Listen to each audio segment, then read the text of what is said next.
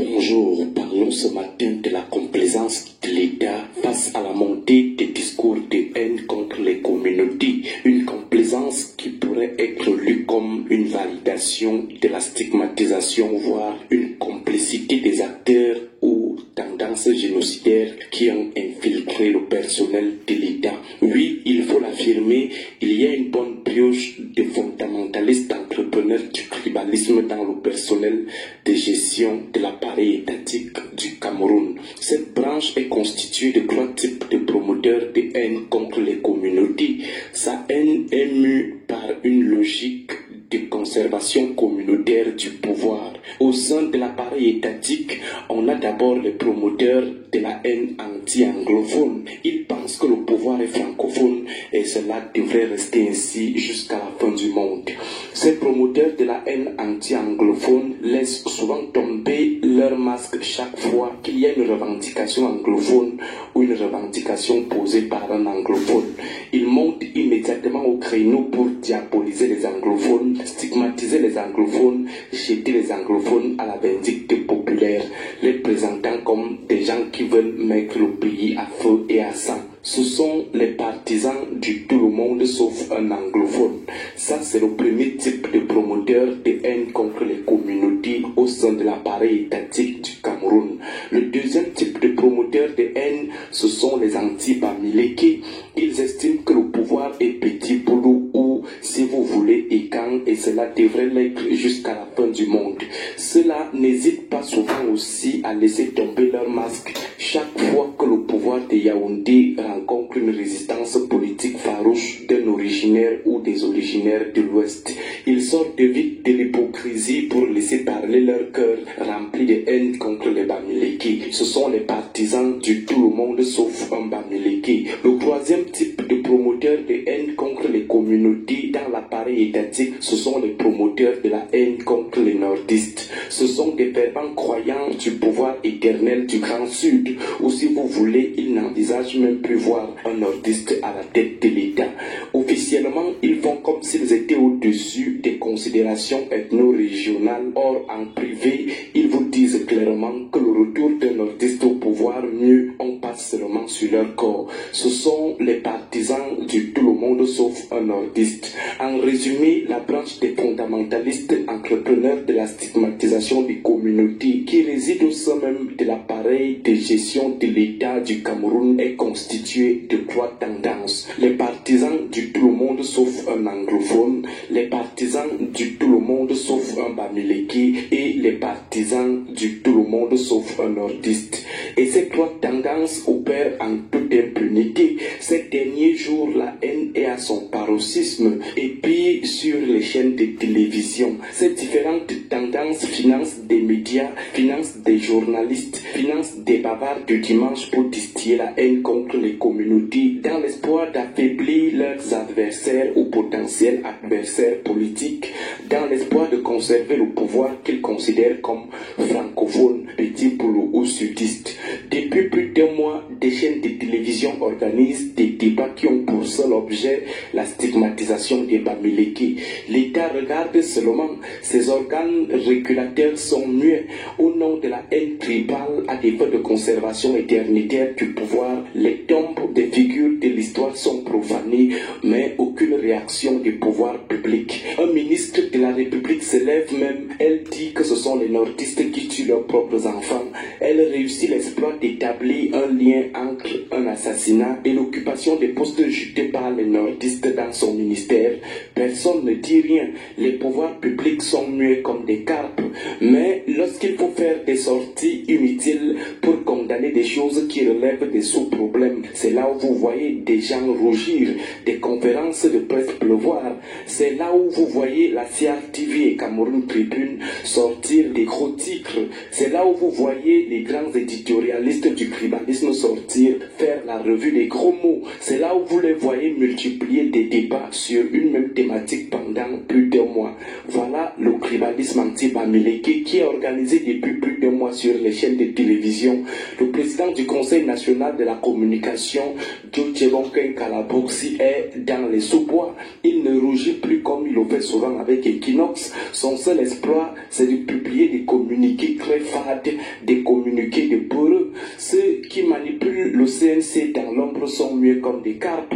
Voilà tout un ministre qui stigmatise les nordistes. Ça fait le tour des réseaux sociaux, mais elle ne se gêne même pas pour regretter son acte, retirer ses propos et demander pardon à la communauté nordiste. Rien, on fait comme si elle n'avait rien dit. Certains pensent qu'il y a deux façons de maturer un génocide dans un pays. Bonne journée à vous tous. Merci beaucoup Aristide. Vous savez, lorsque l'économie numérique a vu le jour, beaucoup de personnes n'y croyaient pas. Parce que la civilisation de l'être humain n'a pas toujours permis aux citoyens lambda de participer au jeu du pouvoir. Mais les réseaux sociaux ont quelque chose de formidable, qu'elle permet à tout le monde de participer donc au pouvoir. Pendant longtemps, dans les ex-colonies de la France, certaines tribus avaient été choisies par les colons, à qui on a favorisé l'ascension au pouvoir. Comme une chance, ils ont formé leur progéniture des générations endurant, alors de s'en croire qu'effectivement le pouvoir les appartenait. À d'autres communautés, surtout ceux qui étaient réfractaires au système assimilatrice du colon, à eux, on a prédit le champ, l'agriculture, les activités difficiles. Cela, souvent, malgré leur climat, où les climats n'étaient pas favorables.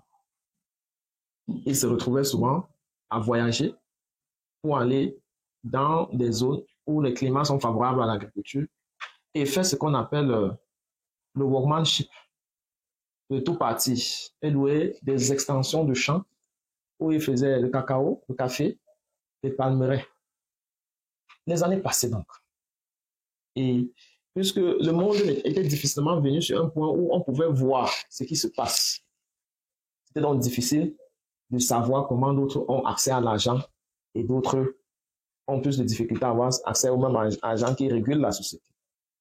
Alors venaient donc les réseaux sociaux. Les réseaux sociaux, la première chose que les réseaux sociaux ont démasqué, c'est nos frères qui partent en Europe. Auparavant, il était conçu que tous ceux qui partent en Europe ont automatiquement réussi. Mais à l'arrivée des réseaux sociaux, on a montré en réalité que non, ce n'est pas parce qu'on est parti chez les Blancs qu'on a automatiquement réussi. Voilà où le challenge a commencé. Et on a commencé à voir que non, il ne fallait pas à tout prix partir chez les Blancs. Parce que chez les Blancs, il y a aussi les bails là. Parce que chez les Blancs, il y a aussi des personnes qui souffrent énormément. Mais que le fait que les télévisions ne focalisent pas sur ça, on n'a pas la véritable, c'est-à-dire l'information qui retourne chez nous n'est pas toujours la bonne. Donc voilà comment ça commence. Et comme au Cameroun, il y a un gouvernement qui a duré longtemps. Ça fait en sorte que les segments de pouvoir qu'il a de façon systématique à travers les lois taillées à mesure, confiées à des originaires des mêmes tribus, que en quelque sorte donner de laxisme aux frères du village, à croire à un moment donné que le pouvoir leur appartenait. Nous, par exemple, en grandissant, c'était un peu normal de savoir que le fils, la fille du sous-préfet sont tous originaires d'un aire géographique. Et ça ne dérangeait personne. Moi, personnellement, j'en parlais il n'y a pas longtemps avec ma femme. Et je leur disais que, même jusqu'à l'université, je ne connaissais pas moi ce qu'on appelle tribalisme. C'est-à-dire que tu appelais le nom de quelqu'un à côté de moi, ça ne me disait rien. Je commence à penser à ça le jour que je postule pour devenir départemental président. Et on annule ma candidature, je n'ai jamais rien compris. Mais c'est plusieurs années après que je commence à dire que, peut-être que mon nom ne reflétait pas le nom qu'on cherchait.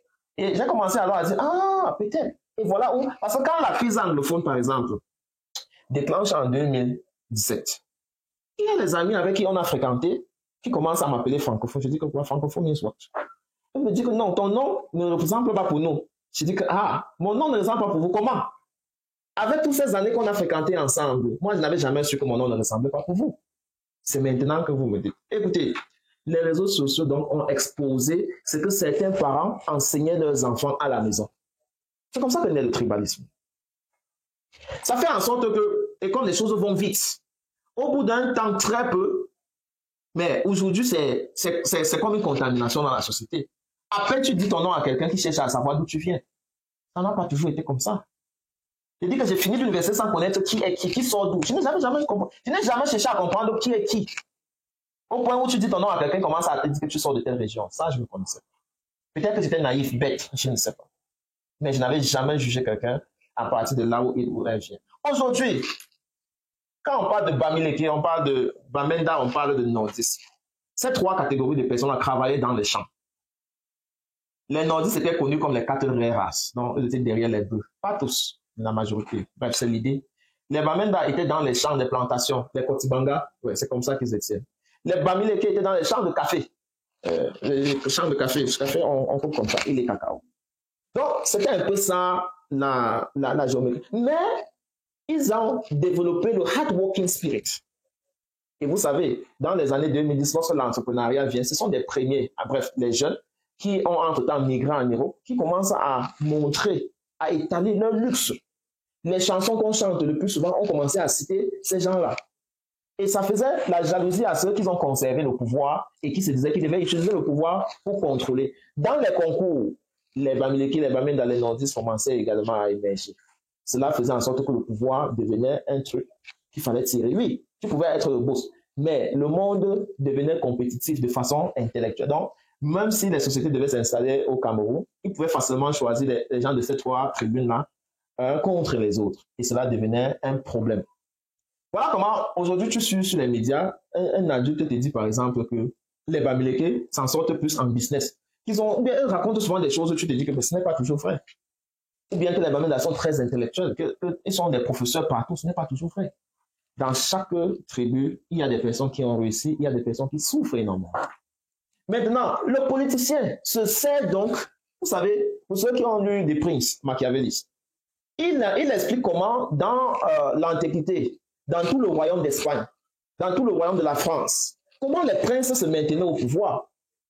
En Allemagne, par exemple, comment ils ont pris leurs aspects géographiques parce que ce n'était pas facilement accessible pour maintenir leur pouvoir. Mais l'Espagne, Venise, hein, tous ces principautés-là avaient donc des stratégies pour se maintenir au pouvoir. Et l'un des stratégies machiavélistes, c'était donc diviser pour mieux régner. Le politique a seulement exploité cet aspect-là. Aujourd'hui, on est face à un régime qui veut se maintenir et qui a toujours utilisé cette stratégie. Sauf que ce qui change aujourd'hui, c'est qu'il y a les réseaux sociaux. Avec les réseaux sociaux, c'est plus facile de dénoncer. Un peu comme le professeur Maurice Kamto fait chaque jour. C'est-à-dire, il suffit seulement qu'il entend qu'il y a vent et puis il commence à dénoncer. Ça énerve. Donc, quand il fait comme ça énerve. Ce qu'ils avaient l'habitude de faire au sud de tous, aujourd'hui, à peine qu'ils ont pensé que c'est déjà dévoilé. Et on peut le comprendre. Et maintenant, on fait comment pour déconstruire ce qu'on avait fait croire aux gens que le pouvoir leur appartenait. Lorsque d'autres maintenant revendiquent le même pouvoir parce que le pouvoir, loin d'être un acquis, c'est une science, c'est un art, l'art de diriger qui demande une maîtrise évolutionnaire qui va avec le temps, d'où on fait des réformes. Malheureusement, le système BIA n'a pas fait de grandes réformes, sinon que de diviser et régner. Voilà comment on arrive à avoir une presse qui a sa ligne éditoriale pour tout un mois, stigmatiser une communauté, et que les pouvoirs publics sont bouche bée. N'allez pas chercher loin. C'est comme ça qu'ils pensent conserver le pouvoir. Mais la dénonciation est l'arme fatale qui fait le plus mal. Voilà pourquoi ils opèrent par stigmatisation. Ouais. Ils sortent des grands yeux, des grands discours, des grands ceci. Mais face à ça, on a déjà un peuple qui est émancipé, qui a vu le pire, et donc qui n'a plus peur. Ça fait mal. Donc, merci beaucoup Aristide pour cette réflexion sur les réalités de notre société. Nous avons, quant à nous, essayé de tracer l'historique et vous faire comprendre qu'il n'y a rien qui fait peur que lorsque tu es face à un être humain qui n'a plus peur de la mort. Un être humain qui n'a plus peur de la mort, c'est un être humain qui a dompté la vie. Et donc, le discours haineux, tribaliste ne peut réellement affecter que ceux qui ont encore peur de la mort. Pour d'autres, ceux qui perdent leur temps à surfer sur ça, tôt ou tard, s'en rendront compte qu'ils auraient mieux dû apprendre autre chose comme métier que de se dire que le pouvoir leur appartenait, parce que le pouvoir part. Vous voyez toujours le cas de Donald Trump ou Diomaye Faye. On a tout fait pour les exclure de la gamme. Aujourd'hui, ils sont au pouvoir. Le pouvoir nous appartient à tous. Lorsque c'est en tour de gérer, fais gaffe. Parce que dès que ça part à l'autre, alors tu vas te rappeler que le pouvoir n'appartient à personne, mais à nous tous. En commentaire, j'aime bien lire vos idées. Ça me permet souvent de mûrir la mienne. Jusqu'à ce qu'on se retrouve. Prenez soin de vous. Quoi qu'il arrive, gardez le sourire et bien le bonjour.